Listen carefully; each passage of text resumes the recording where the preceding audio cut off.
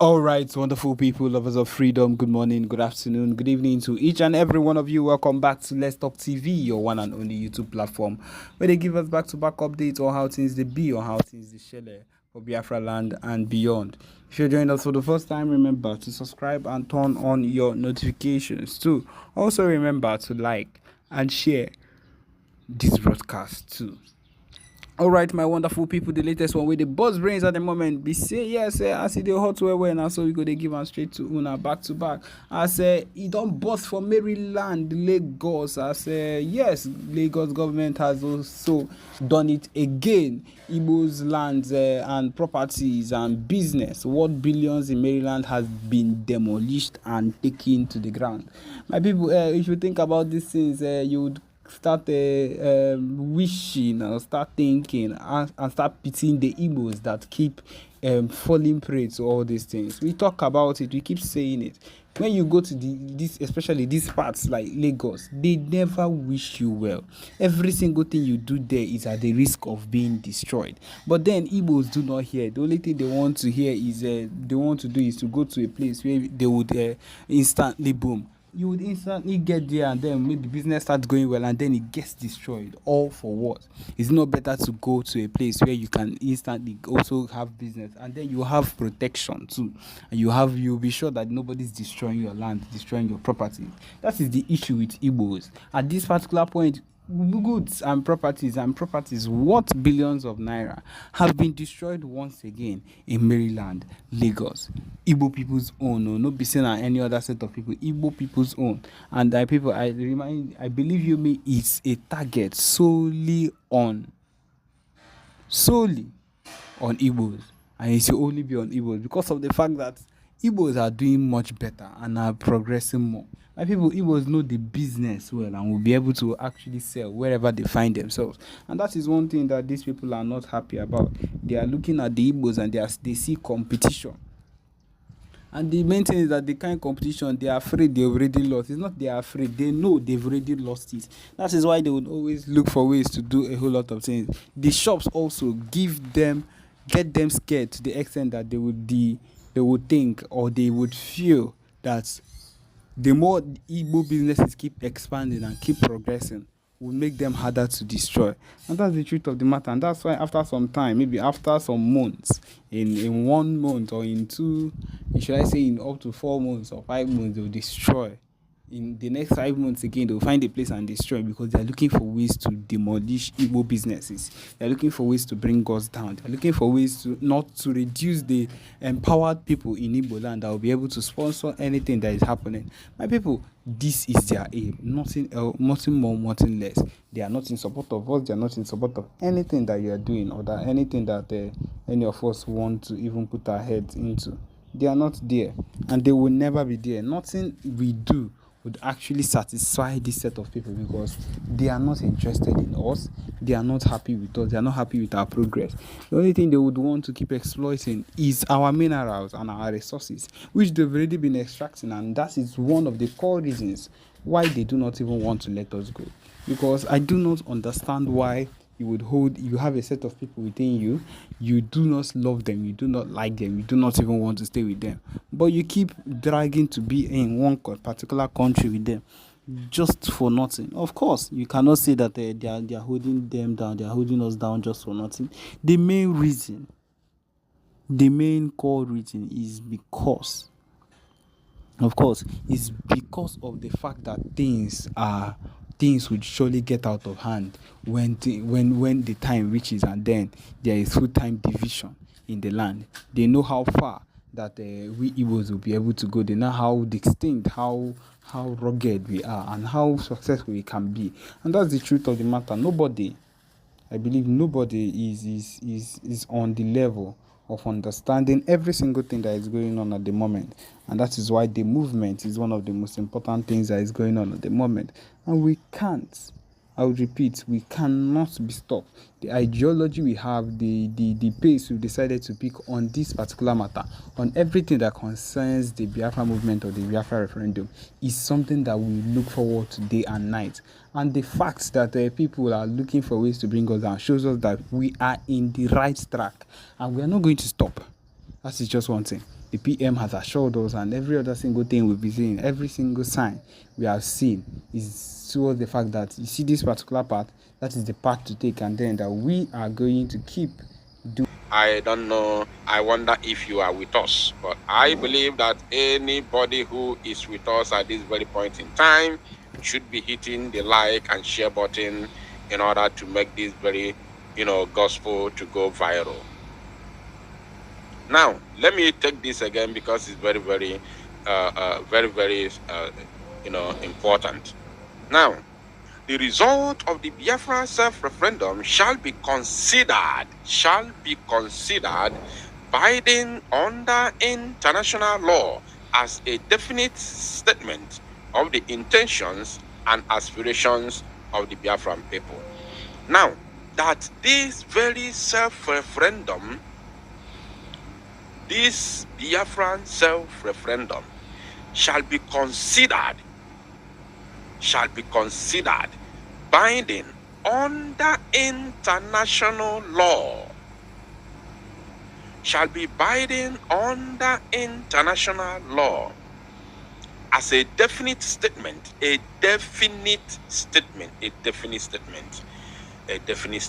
Wow. Of course, we all know the meaning of definition, the definitive or whatever, as a definite statement. So, when you have that kind of strong word in between, it has actually explained it all. As a definitive statement, sorry, I've been making mistake. As a definitive statement of the intentions. I love that word that is in between, definitive. So no argument, it is sure.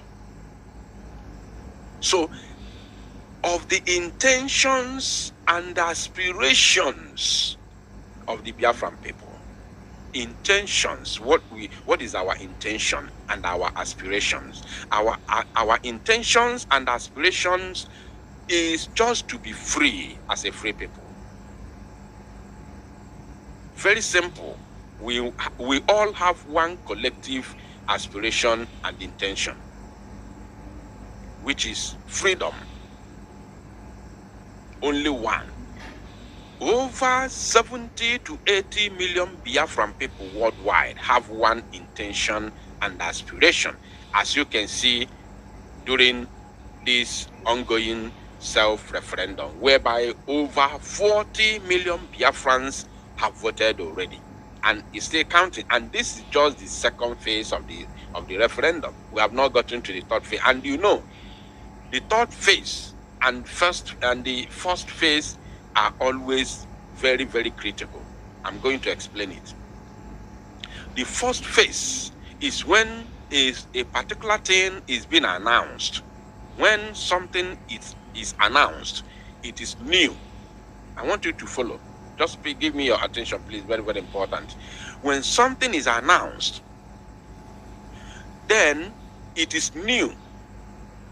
It is very, very new and tantalizing. Everybody wants to get his or her own share, because this is a new idea and it is very, very calling. It is very, very tantalizing. So I want to have my own share. The first phase is always like that. Now, whether it has second phase, third phase, fourth phase, fifth phase, or whatever, any amount, the last phase, the cocoa. The last phase is always the sherry. The sherry. The last phase is always a rush, because you don't want to miss out. That is the target. Your target to rush to vote is that time is running out, and you don't want to miss out. Time is running out, and you don't want to miss out. So second phase, as we have only three phases, first, second, and third. This second phase, in everything, not only in the referendum, in everything you do in life, if it's divided into 3 stages, second stage is always slow because the people who voted in the beginning will have their own time during the second stage to do their own things. And other people who have not voted, who are still busy in one thing or the other, will be waiting, say, okay, we still have time. I'm going to do my own. I'm going to vote. We still have time. Yeah, I think it's ending. The third phase, they said the third phase is beginning from in August. They are starting the third stage in August. So this is June. Of course, I still have my time. You'll be waiting for that. You'll be waiting for the third phase because you are still busy doing something. But once the third phase enter, boom, everybody in a hurry, in a rush. So we are expecting even higher amount of people, even higher number of people to come out and vote during the third phase of the self-referendum. So for the fact that you have between first and second stages, over 40 people have already voted. Now imagine what will happen before the end of the second phase and the beginning to the end of the third stage. Imagine what will happen. So now, and as we all can see, over these 40 million Biafrans that have voted already, the intentions and aspirations of these 40 plus million people that have voted already is only but one thing, which is freedom of Biafra. So now, that is what this statement is talking about. So then, hereby resolved, this 24th day of June 2024, OEAS, they said,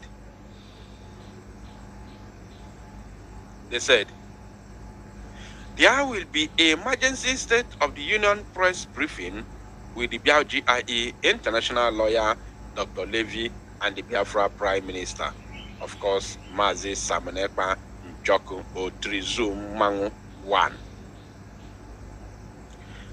Wow. This is huge. This is really huge. This is very, very huge. Now, who are these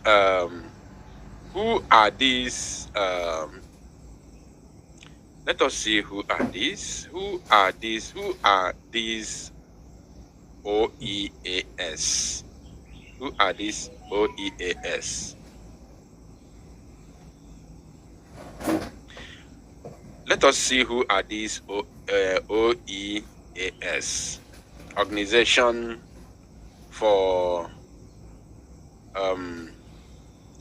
of Emerging African States, OEAS. So who are these OEAS?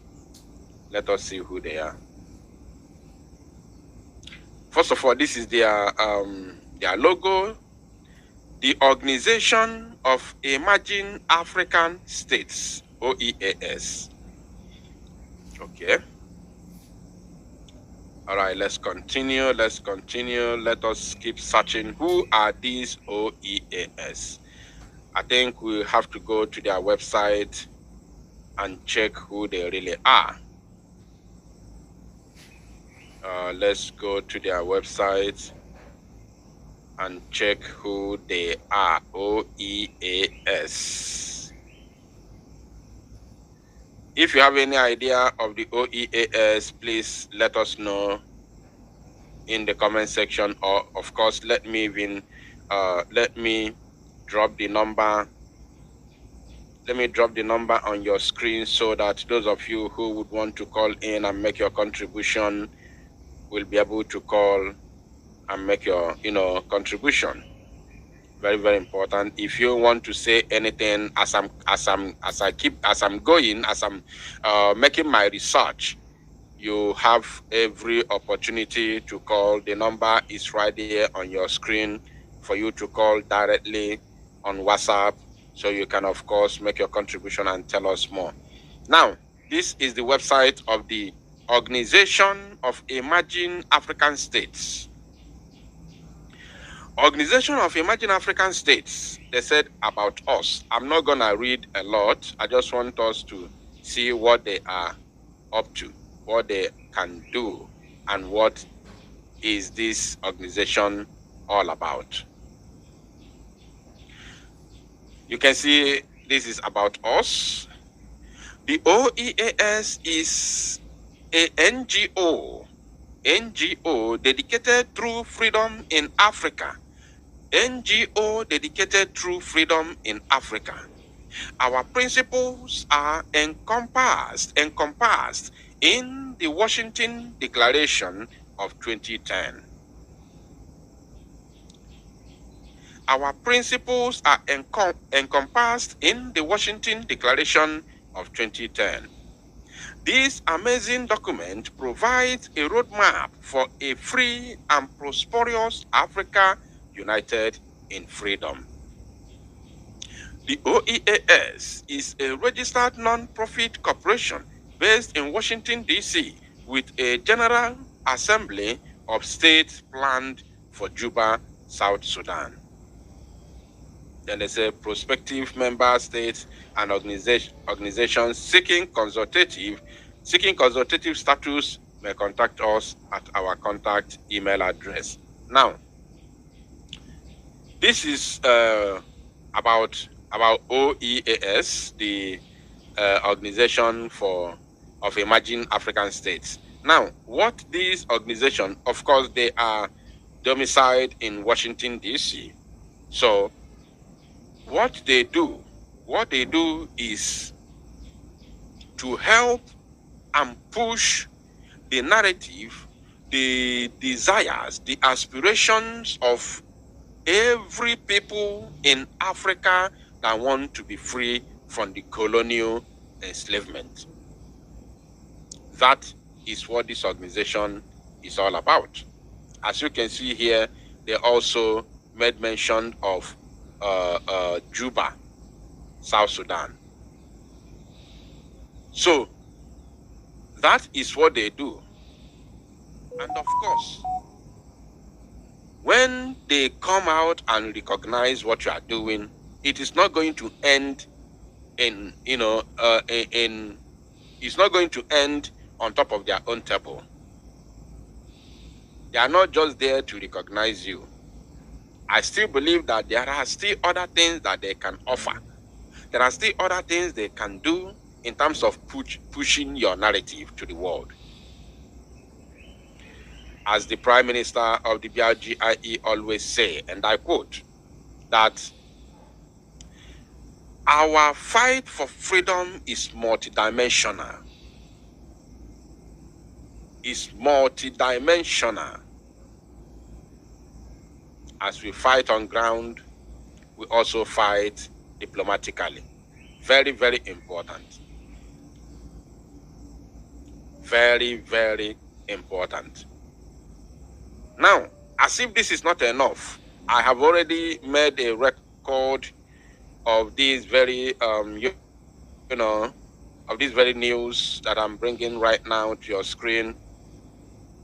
I have already recorded it during my pre-recorded broadcast this very evening, whereby LA Weekly is currently reporting the Biafran matters at the moment in the United States of America. Biafrans, a people in diaspora longing for a home to call their own. Longing for a home to call their own. For hundreds and even thousands of years, Africa has borne witness to huge moments in human history. Current scientific evidence points to Africa as the cradle of humankind, and why there is a debate on where exactly in Africa humans first emerged. The continent still plays a central role in the origin of the human race. Africa is also a land of turmoil, with the West and East African slave trade unleashing huge devastation on the continent people. Various colonial empires partitioned Africa among themselves. They partitioned Africa among themselves. Started with their meeting was it Berlin? Berlin, yes, Germany.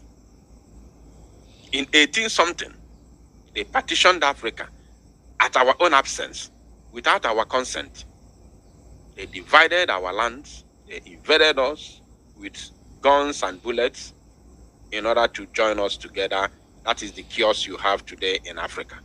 Now, they say, why the remaining local kingdoms waged war against each other, ethnic and religious conflict persists even in the post-colonial era.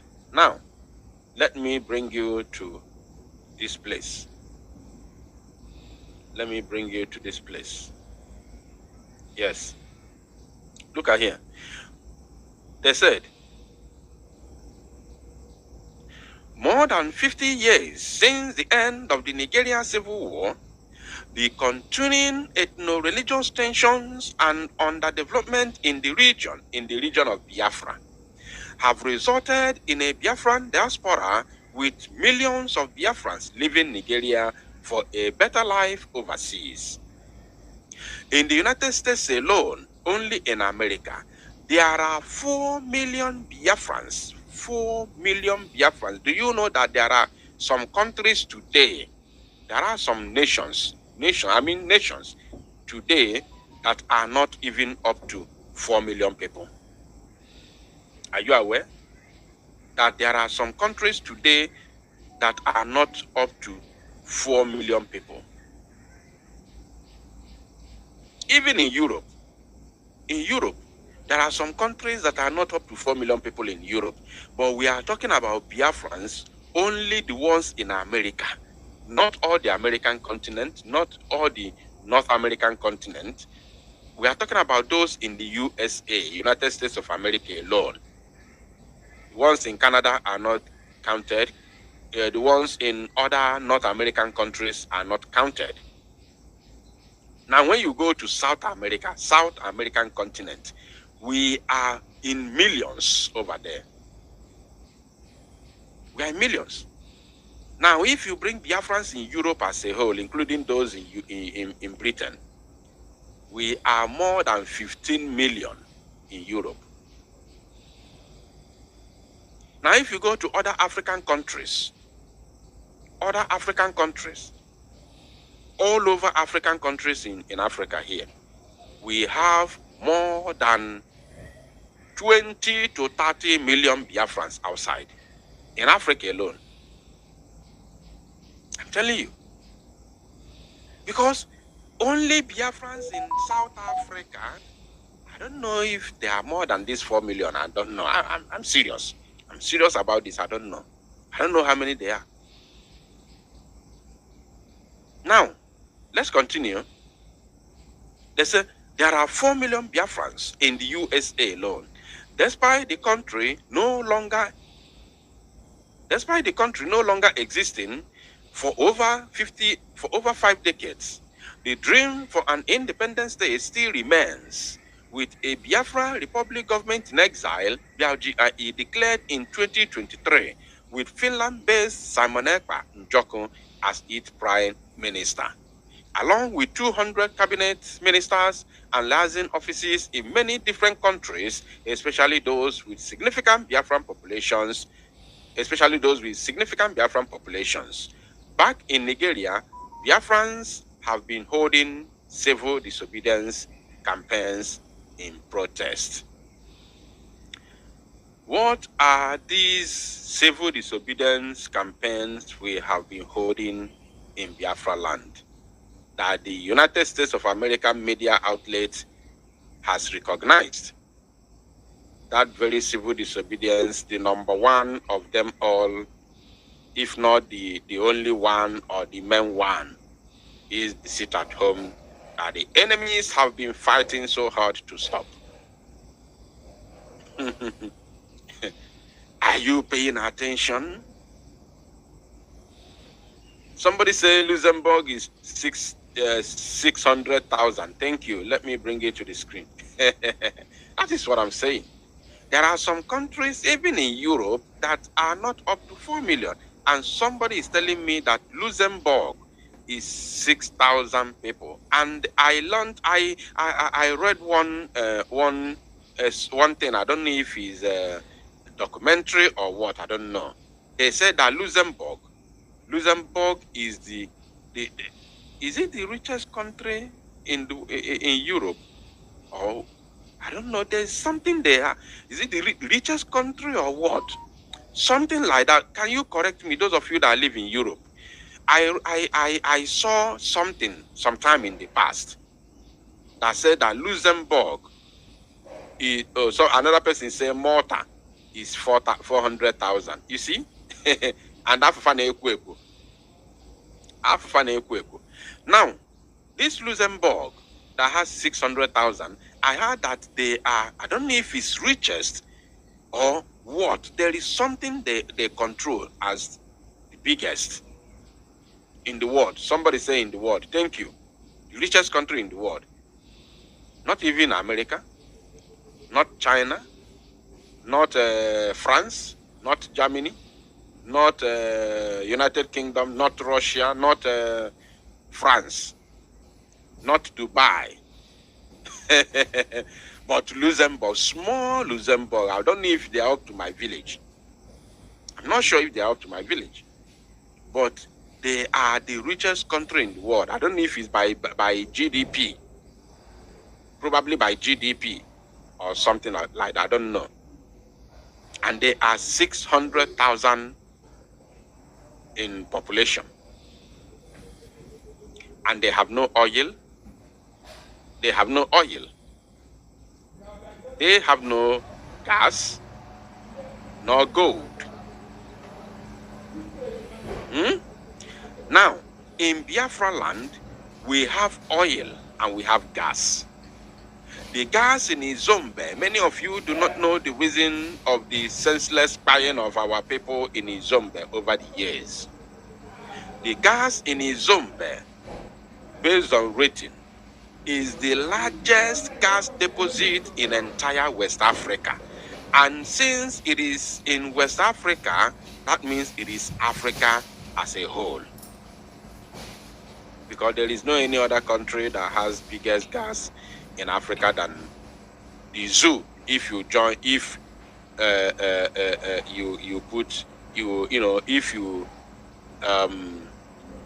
if you match them with Biafra and Niger Delta, the Niger Delta, where they call Niger Delta. So if you match them together, no country has the biggest oil if not in the world. In the world, because I can tell you, tell me how many states in Russia. Russia is deemed as the richest oil producing country in the world, right? Good. Tell me how many states. I don't know what they call in Russia. Is it state or county or province? Tell me how many states in Russia today that produce oil in large quantity. How many are there? How many states produce oil in Russia? Those of you that live in Russia, if you are here listening to me right now, I need an answer. How many states are producing oil in Russia? Of course, if you go to Google today, you ask the top 10 oil producing country, Russia, America. America was told that the only place they have oil in America is in Texas. In Texas. So even if it's big, or I noticed that states are big, the American states are like countries. But even if they are big, but at least they are one state. It is one state. So, but in the zoo, do you know how many states producing oil in the zoo? Let me count them based on the the names given to them by the zoo. River State is there. Cross River is there. Akwa Ibom is there. Imo State is there. Abia State is there. Bayelsa is there. Delta State is there. Edo State is there. I don't even know Ondo State is also there. Ondo State, I think Ondo State is among the Niger Delta. Ondo State is there. Now, Anambra State has been recently added. Oil is found in Enugu State, which we shared the video sometime in the past, around 2020 or 2021, where fire was, was, I don't know, I don't even know. They said there is huge oil deposit or gas deposit under the ground because we saw the fire all of a sudden. Now, if you calculate all these states, there are about 12 to 13 oil producing states under the zoo. Now tell me, how many states? I don't know. It's like there's nobody from Russia is watching this live broadcast.